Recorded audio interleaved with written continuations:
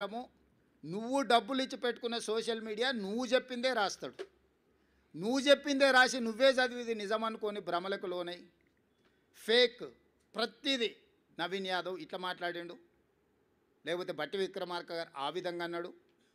అంటే fake news నువ్వే create చేసి ఆ ఫేక్ న్యూస్ నువ్వే నమ్మి నువ్వే కొద్దిమందికి సర్వేల పేరు మీద నగదిచ్చి మనందరం ఇక్కడనే ఉన్నాము. ప్రతి ఒక్కరికి ఇంకొకరు తెలిసిన వాళ్ళే ఉంటారు. నాకు ప్రత్యక్షంగా తెలియకపోతే అమర్ గారికి తెలుస్తుంది. ఆ సర్వే చేసిన ఆయన వెనకాల ఎవరు ఉన్నారు ఏమున్నది అని వారిని అడిగితే నాకు చెప్పడా. వారిని అడిగి మొన్న జరిగిన సర్వేలు అన్నీ కూడా నేను మీట్ ది ప్రెస్ రోజు కూడా మీకు అందరికి చెప్పిన. సరే వాళ్ళు ఎన్నికల్లో నెగ్గడానికి ఏదో ఇట్లాంటి ప్రయత్నాలు చేస్తారే, మీ విశ్వసనీయత పోగొట్టుకోకండి, వాటిని ప్రసారం చేసి అని చెప్పి ఛానల్స్ అండ్ పేపర్స్ కూడా నేను రిక్వెస్ట్ చేసిన. ఇప్పుడు నిజాలు తెలిసినాయి కదా, నేను ఆ రోజు కూడా చెప్పిన.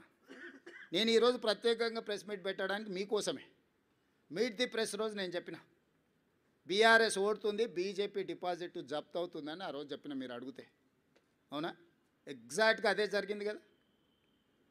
కానీ ఈ లోపల సరే సర్వే వల్ల నేను తప్పుపట్టను, వాళ్ళ జీవనాధారం ఇది వచ్చినప్పుడే వాళ్ళకు ఉపాధి, మళ్ళీ నెక్స్ట్ ఎన్నికలు వచ్చేటప్పటి వరకు వాళ్ళు వాళ్ళ లైఫ్లో వాళ్ళ కంఫర్ట్స్తో ఉండాలంటే ఏదో ఒకటి. కానీ మీ క్రెడిబిలిటీ పోయిన తర్వాత మీ సంస్థనే మిగలదు.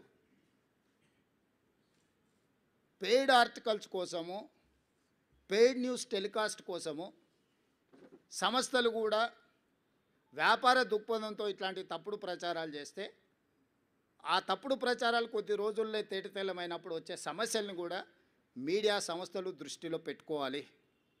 అంతెందుకు ఈరోజు ఉదయం 3వ రౌండ్లో మాకు 3500 మెజారిటీ వస్తే 3వ రౌండ్లో బీఆర్ఎస్కు 211 ఓట్ల మెజారిటీ వచ్చింది. ఇంకా బీఆర్ఎస్ హవా మొదలైపోయిందని చెప్పి పెద్ద ఛానల్స్ పెద్ద పెద్ద బ్రేకింగ్, నేను టీవీ పగిలిపోతుందేమో అనుకున్నా, ఎర్ర ఇట్లా ఊగిపోతుంటేదో అయినట్టే ఉందని.